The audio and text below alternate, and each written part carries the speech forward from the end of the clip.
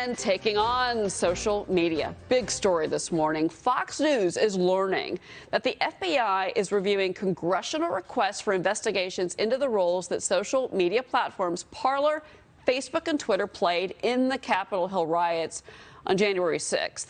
New York Congresswoman Carolyn Maloney is calling for the Bureau to investigate only Parler as a potential facilitator of violence. However, our next guest co-authored a letter to Congresswoman Maloney that calls Democrats' request for investigations of just Parler a political ploy against conservatives. This letter also called for Maloney's request to be amended so that Twitter and Facebook would also be investigated. Joining me now, one of the authors, Kentucky Congressman and Oversight and Reform Committee ranking member, James Comer. Congressman, welcome to the show. Thanks for having me on. Talk to me about this pushback in this letter to Congresswoman Maloney in particular. And talk to me about why you think she's only targeting Parler and not looking at Facebook or Twitter. Well, that's a great question. The oversight Democrats showed their bias when they sent a letter to the FBI requesting that the FBI probe Parler for all the outbreak of the riots on January the 6th. And what we all know from intelligence reports that we've received is there were just as many people communicating on Facebook and Twitter as there were Parler. But obviously, Parler is the choice of conservatives. Conservatives prefer Parler overwhelmingly over Twitter and Facebook.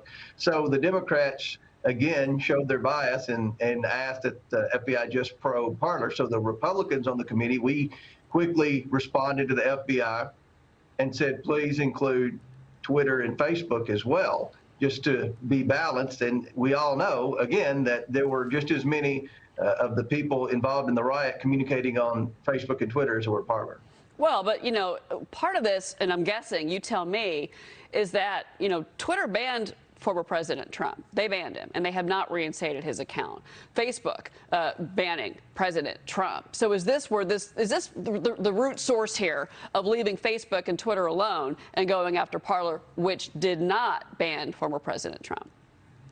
Well, it certainly looks that way. I mean, the Democrats used to be critics of Facebook and Twitter because they were big, profitable companies. But ever since the Hunter Biden story, when Facebook and Twitter refused to run that story on their platform, the Democrats have been tickled to death with Facebook and Twitter. Now they're showing their partiality to those two by leaving them out of the potential FBI probe. So hopefully the Republicans stepped in immediately at the right time and made the FBI aware that if you're going to investigate Parler, you better investigate Facebook and Twitter as well. Yeah, and not pick favorites, to your point, Congressman.